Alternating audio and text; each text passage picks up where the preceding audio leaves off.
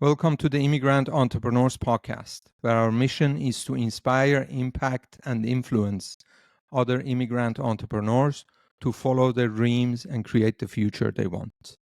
My guest today, he's an immigrant himself, all the way from Germany to the US. He's the co-founder and CEO of WCG Investments, Matthias Gruenwald. Welcome to the show, Matthias. Thanks, Ali. Thanks for having me. It's my pleasure. Absolutely.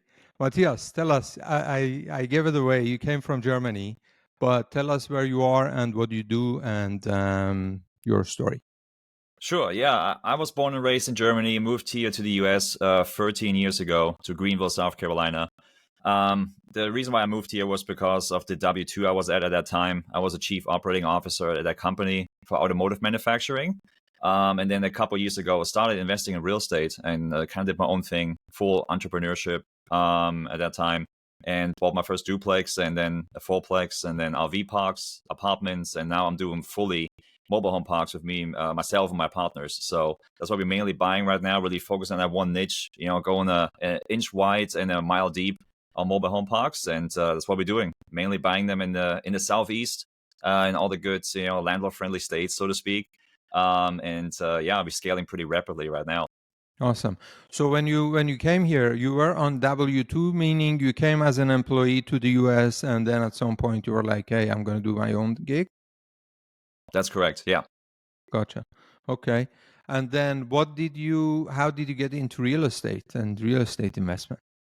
Hey, that was kind of a funny story because I think that was right around the time 2019 when I got promoted to the COO position at my W-2, and then shortly after COVID hit, 2020 March, April 2020, and then I think everybody's lives kind of slowed down, including mine. Everything got a little bit slower, and then people started thinking, including myself, what I want to do with my life. And then every time I got a raise and a promotion at my W-2, I realized, hey, Uncle Sam keeps more and more of my paycheck, with taxes. And I was like, okay, how do I save on taxes legally, and how do the rich do it? And every time it spiraled back to like real estate for me, and also business ownership, right?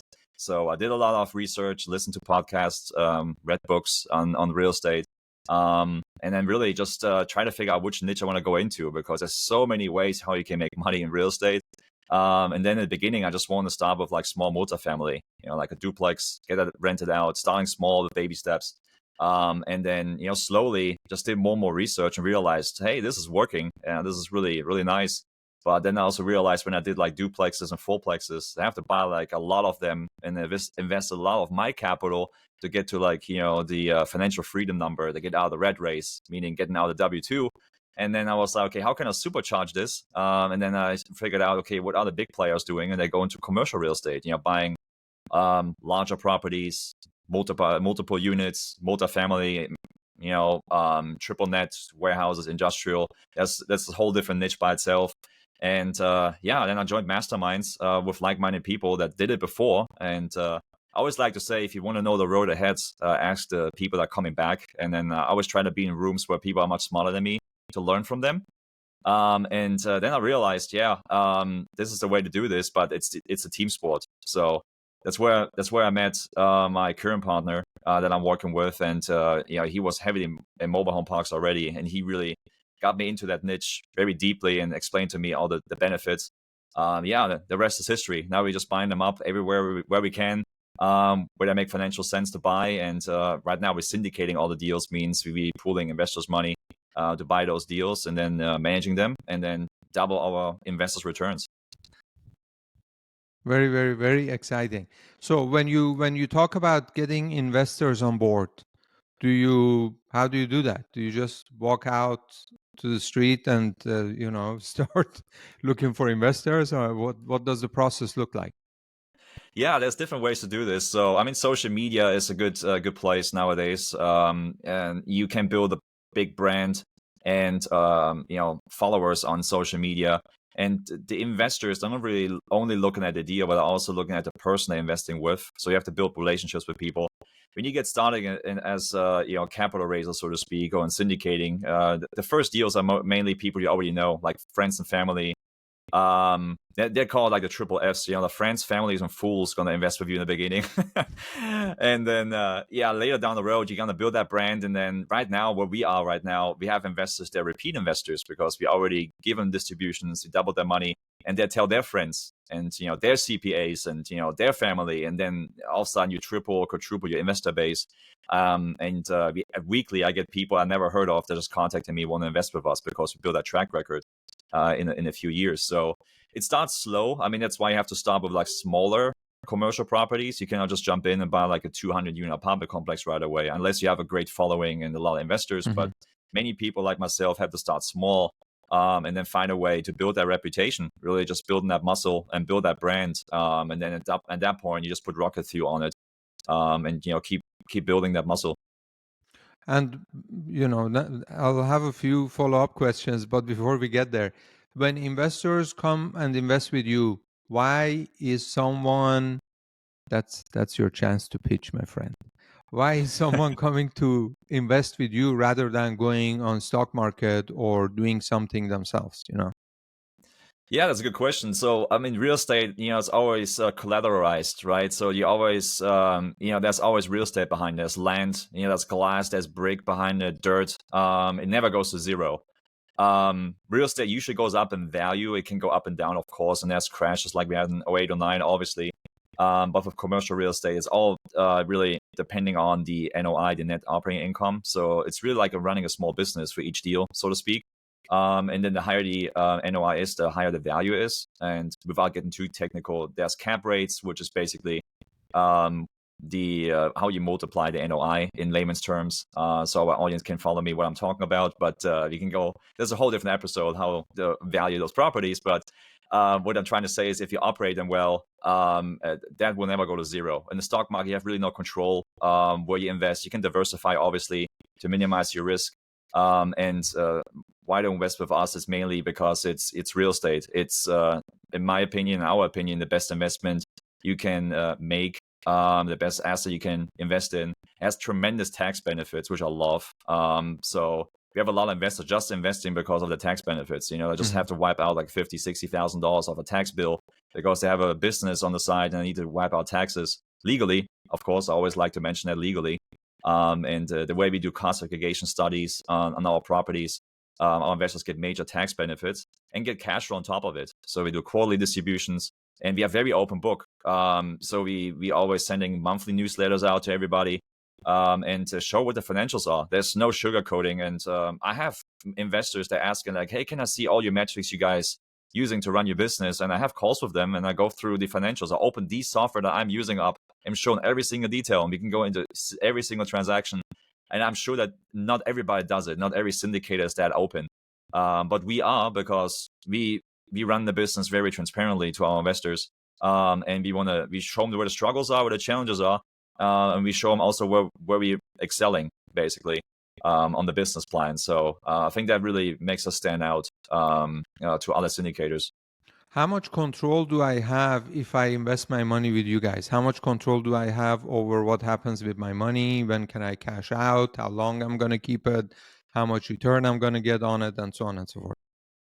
It depends on the structure, right? So if the deal is smaller, we can do a joint venture. That means like everybody has like, the same liability and the same voting rights on the deal.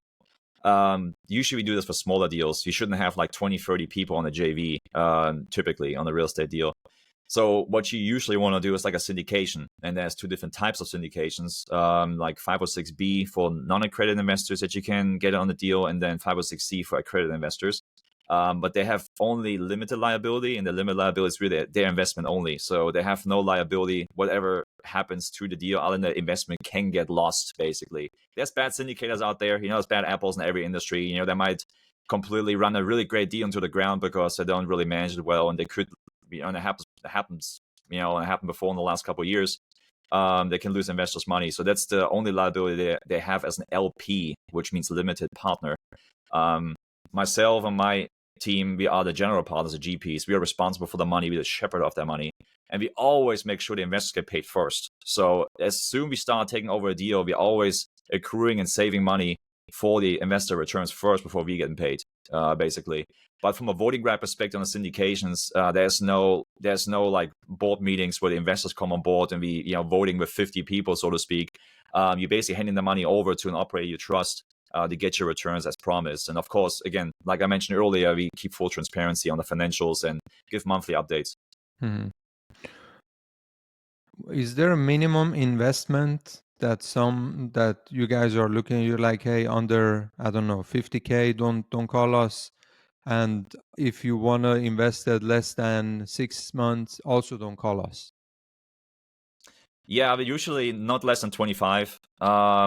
There's usually we have to make an exception. Normally we do start at 50,000, but we can take 25 in certain cases because there's limitations how many non-accredited investors you can take on the deal. So we cannot do too many, like 5,000, 10,000, 25,000. At some point you have like the threshold is reached, and then you don't have enough money like raised, So that's a big difference.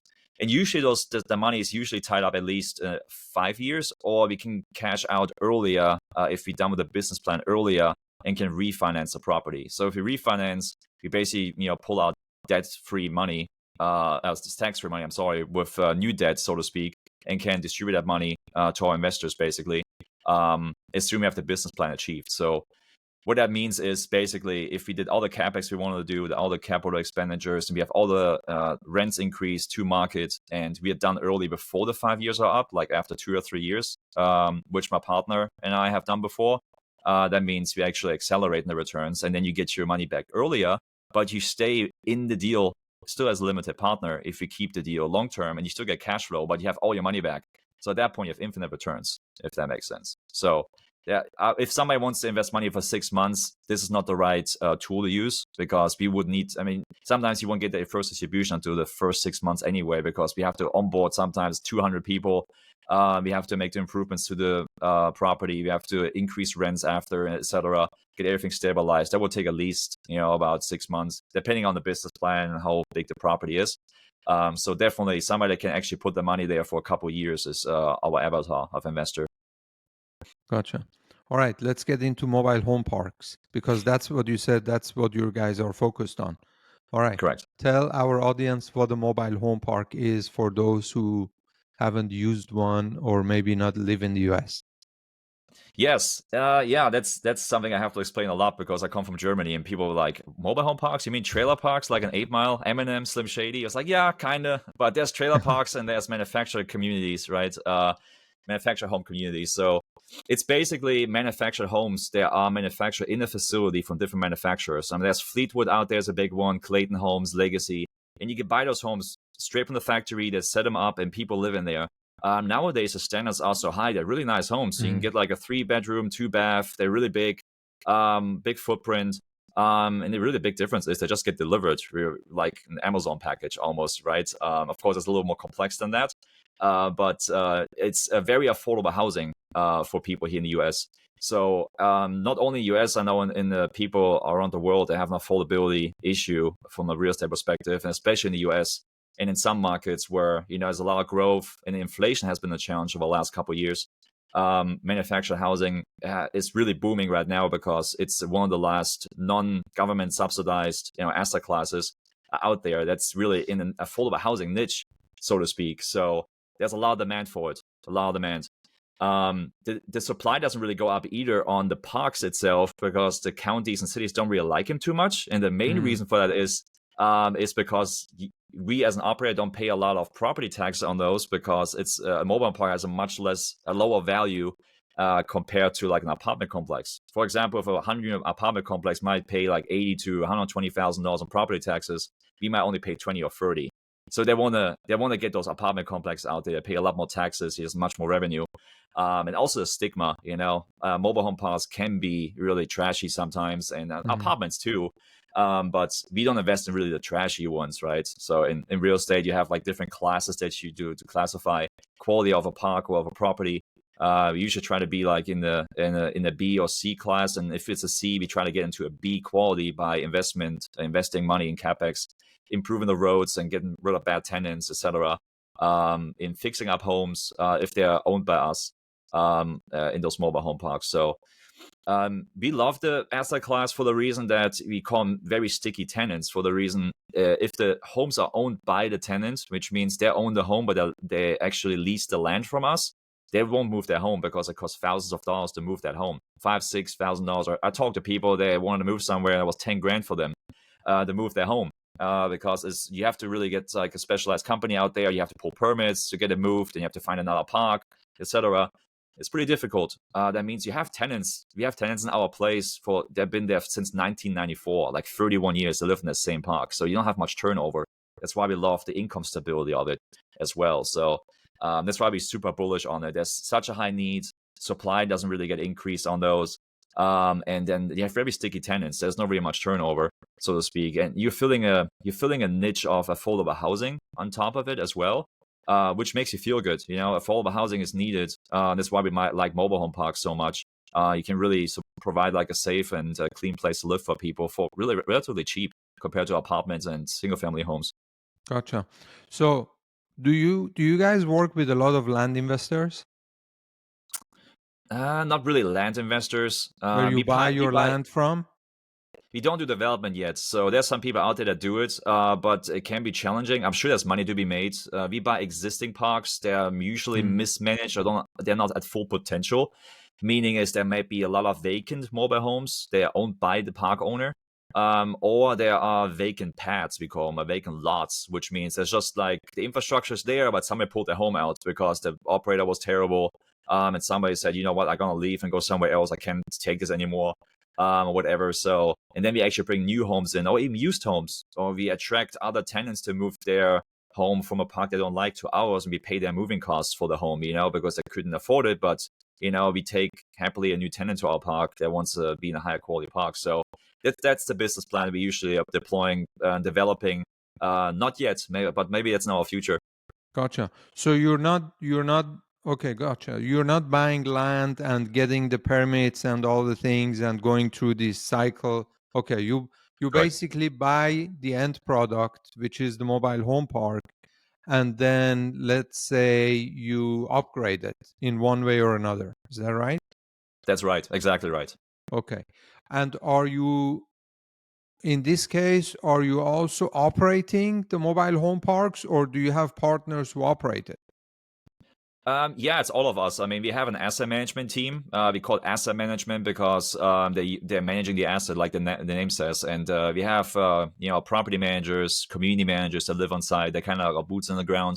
They basically give us a pulse of the property, and if anything is going on, they make sure that the plumber gets called or whatever electrician gets called if there's something going on. So yeah, we have definitely a team that we have, virtual team, and we have people that are based out of Mexico because we have a lot of Hispanic tenants as well. They only speak, Spanish, but no English. So we have like a Spanish-speaking team as well. They're on the team. They make phone calls. So this is definitely a team sport. You cannot really do this alone unless you start with a really small park and get just your feet wet and you manage it yourself and it's part of your town. You can start doing that yourself.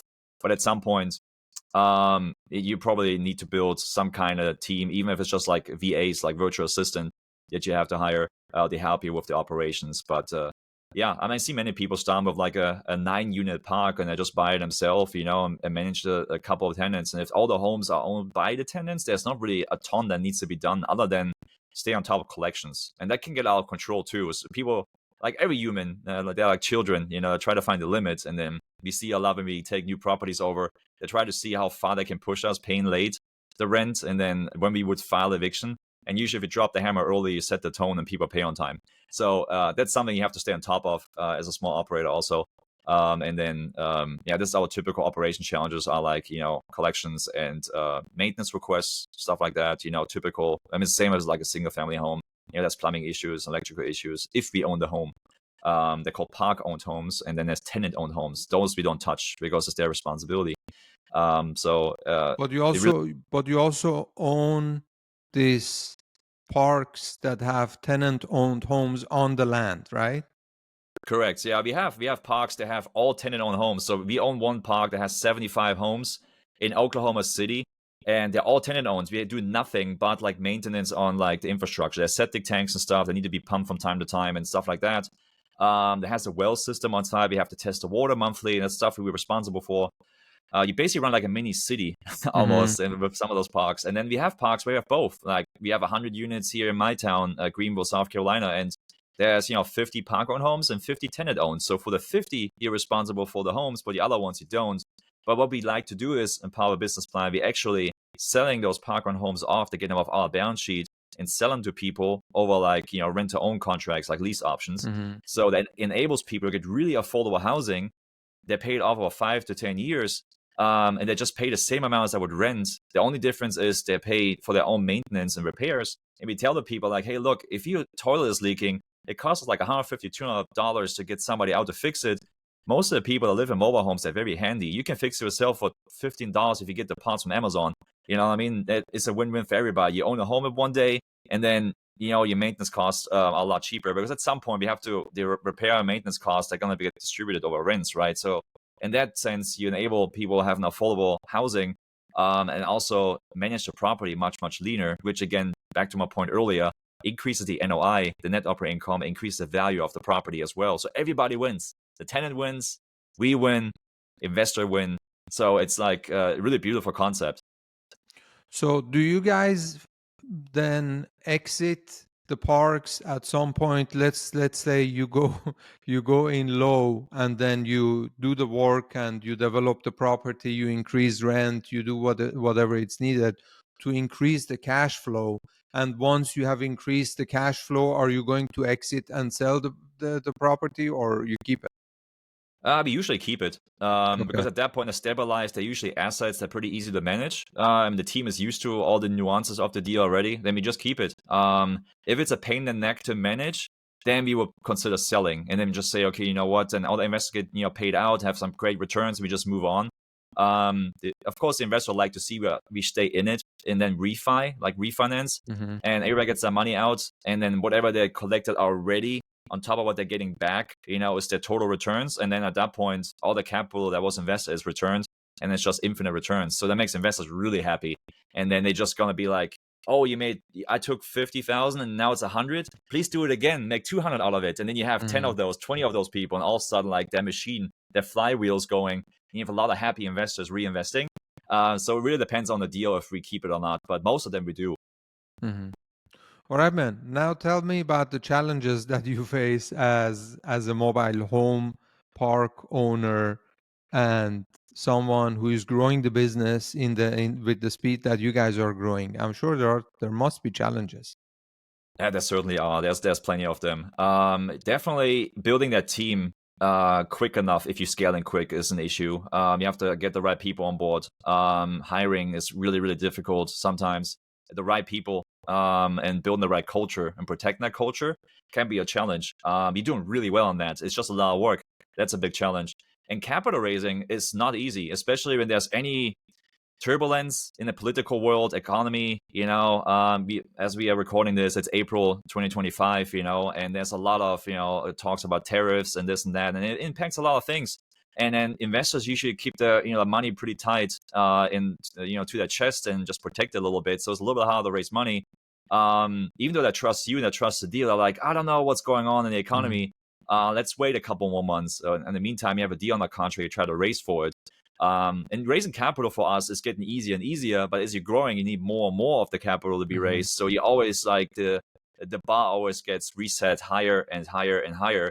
So if you look back like 6 months ago, what we raised money on, that's easy today, but our deal's getting bigger. So we have to raise more and more efficiently. And then there's always like external factors, and they're kind of, impacting the investor mindset rightfully. I mean, they have worked hard for their money throughout investments or their business ownership, and they want to invest the money with you. They have sometimes some concerns about what the economy will do. So it makes sense. And then sometimes we have calls with these investors if they're interested in investing, and then try to explain to them why this is still a good deal to invest in, etc. But those are the biggest challenges, like the capital raising, and there's like building a team as you grow, because you have to really make sure you have the right rock stars on the team that understands the culture. Especially if you need somebody that's really good, you usually have to sell. In the beginning, you can't really pay a lot of salaries. So what you're doing is you sell equity on deals, and then people that actively working on the projects, that get asset management fees, basically. That's that we pay a general partner team for managing the asset and stuff like that. And that's in the beginning is not as much money, but it grows over time, the distributions to the general partners. So people have to have faith in you and the company that this will grow over time, which we are on that point where it is when people get paid well. But in the beginning, you're basically just selling a dream, with no paycheck. So feels kind of like the early days of Apple or whatever, Coca-Cola, etc. Everyone had to start small someday. And then with mobile home park operations, there's always like crazy and sometimes hilarious stories. And I think it's real estate in general. I'm making posts sometimes called Tenant Tuesdays on my social media, just telling people about the crazy stories that we see, and calls to be getting, about their crazy stories and tenant stories. So there's always some challenges there. But sometimes, once the dust settles, you look back and you just have to laugh at what happens with tenants sometimes. But it's a people's business. So when people are active, there's going to be turbulence. What about finding good deals? Is that a challenge? It is. It becomes easier once you did a couple deals. So in real estate, there's a thing that's everybody talks about. It's called the law of the first deal. Once you do the first deal, for some reason, the second, the third, it gets easier and easier because you prove to yourself you can do it. You prove to like brokers out there you have a track record. If you get to the mobile home parks, you have none. The broker's gonna be like, "Oh, it's a tire kicker. Leave me alone." Whatever. They don't take your offer serious right at the time. But with our deals that we made, we actually sometimes not even the highest bidder, but we get the deal because the broker says, "Hey, I did 3 deals with Matthias and Tim, my main partner. I know they're gonna close this thing. I know they can raise the capital. Screw the 200,000. The other guy offered more on that property because I don't know if they're gonna close. I don't know these people, and I trust Matthias and Tim. They can actually close that deal. And this actually becomes easier and easier to find those deals. And we get brokers. They're sending us deals all the time, like deals follow a contract and say, "Hey, before I put it back on market, you guys want to have first dips?" Then it becomes easier. We see deals that nobody else sees because the broker just likes us. So that is difficult to get to in the beginning. That's why the law of the first deal is there. You just have to power through that ceiling, get that first deal, and then the second one and the third one comes relatively easy. But you have to make sure you underwrite the deal properly, and then you have somebody. Ideally, have a mentor that's already being active in the market and that can tell you what is a good deal, what's not a good deal. And my partner Tim, he was one that has a lot more experience in mobile home parks than I did before I got started, and he was kind of mentoring me on that front. And then also being a masterminds where you can ask the questions, and people throw you in the shark tank and take a deal apart for you, and just say like, "This is a horrible deal, don't get into it," or "This, hey, the numbers look good, but be aware there's a bad market." And that teaches you to look for the right deals. People say there's no deals out there. Honestly speaking, sometimes you have to make the deal. Like if you just see the asking price and people say, "Oh, this is like $1 million overpriced," like, yeah, probably make the offer like $1 million lower, or make the offer a little, like $1 million lower, and tell the seller like, "Hey, you want 3 million? I can give you 2, but I can give you 2.5 if you do seller carry, like seller equity." Meaning we get a bank loan and you carry some of the money, or you can do full owner finance. We didn't get no bank involved. You give us a low rate of 5%, which is much lower than we get from a bank right now. Then I can pay you $3 million. So we do 3 offers per offer. And sometimes it works. We just closed a property 2 weeks ago here in South Carolina where it's full owner financed, 5%, interest only, for 5 years, and the seller only wanted like 18% down. So a bank would have never met that at all, but we could pay his asking price for that. So sometimes it's just making the right offer, and there's a lot of no's out there, don't get me wrong. I think for every 100th offer we make, we get 1 deal done. You have to make a lot of offers, but some people don't even do that, and sometimes the success is hidden under the boring work that you have to do over and over again. Make those offers, even if it hurts, sometimes, it's a lot of work. And that's kind of key to our success. Awesome. And I always say there is the price and then you have the terms. Okay. If you want the price that I'm going to give you the price that you're asking, okay, I'm going to do that. But then it's my terms. If you have your terms, then it's going to be my price. If you want the money today that you need it, okay, then, you need it today, I'm going to give it to you, but I'm going to tell you what price I'm going to pay for it. Exactly So right. It's not one way or the other. Awesome, man. What are the lessons you learned the hard way from the moment you started your own business till today? Oh, the lessons I learned. That's a phenomenal question. I think what I learned is what you focus on expands. So if you're at the point where you are, I did W2 and entrepreneurship at the same time, and that's painful because you have to split a lot of time there and focus. And then many people focus on, I mean, in my business, there's multiple streams of income, right? In syndication business and stuff like that. And many people just look at like what's my paycheck? I need that amount from real estate, the same one every 2 weeks. Otherwise, not going to quit because they have that safety net. But it doesn't work that way in entrepreneurship. There might be like a drought, and all of a sudden you get a $40,000 check, in our words, an acquisition fee, because we charge a fee on getting the deal done because there's a lot of work to get a deal done. It takes sometimes 90, 100 days to get a commercial deal done. Sometimes a little bit faster, sometimes a little bit slower, and it's painful sometimes. You get compensated that way. If you divide that by 12, that's a couple thousand a month, but people are always looking at what's the monthly cash flow.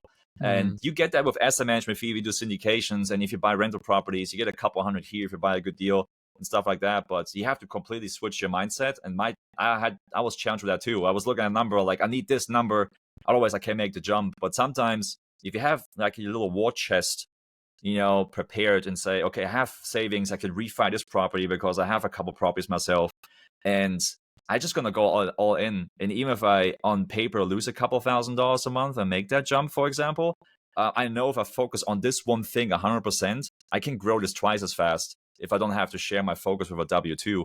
And then you just have to believe that the money comes in. And in my case, it did, and I can support my lifestyle with it.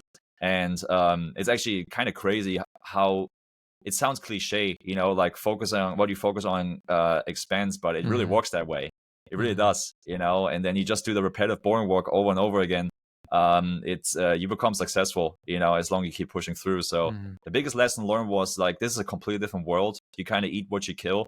You have to stay hungry, like stay motivated, stay disciplined. And I think that's also a big lesson. You see a lot of people in the W2 world, and there's rock stars there too. They could do well in entrepreneurship, but they are afraid of making that jump. And I was there too in the past. It's scary sometimes, so sometimes the line between success and failure is so slim. I mean, you can really trip one time and you could lose a lot, and people are scared of that. And sometimes you just have to believe in yourself, and building that belief is also a challenge in yourself. So absolutely. And if I would add only one thing to that, I also believe that, when challenges come and you're in the seat of a entrepreneur, you just have to push through, man. There is only one way. You have to push through, And this being said, I completely believe that entrepreneurship is not for everyone, There are some people that are amazing employees, amazing leaders, but in a seat as a manager maybe, and they want their paycheck. Hey, that's totally fine. Because if there was only entrepreneurs, then there wouldn't be any employees who would actually do the work for the entrepreneurs, So there is need for both, I believe. Absolutely, I totally agree with that. Some people wouldn't make it there, and then that's fine. Everybody has a different avatar. Some people are great employees, and that's not. I don't mean it in a condescending way. It's just how it is, And like you said, that's needed as well.